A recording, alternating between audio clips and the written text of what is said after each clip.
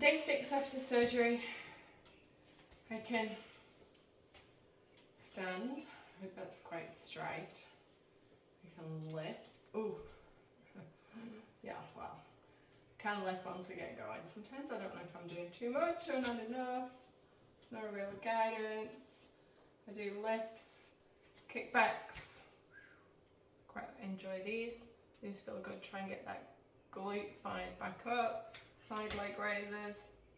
These are excellent to do for any knee rehab. Also stabilizing on the opposite hip.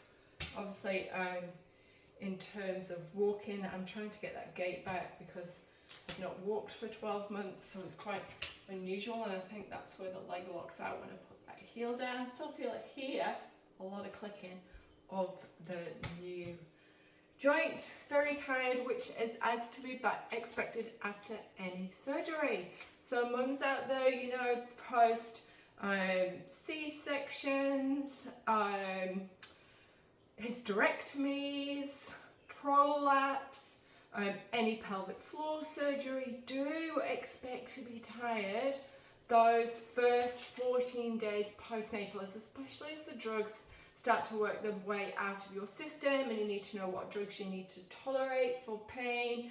Movement wise, okay, let pain be a guide. Read your notes, stay on top of everything. Again, with lots of painkillers, you're probably going to be constipated, so I've stocked up on lots of kiwi fruit, water, and I'm in a good environment at the moment because I'm actually at my sister's, so it's making me rest, but I know lots of people don't get that, and I just hadn't thought about next week not being able to cook.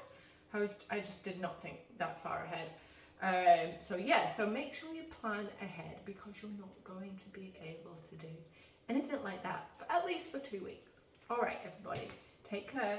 I'll update soon. Bye.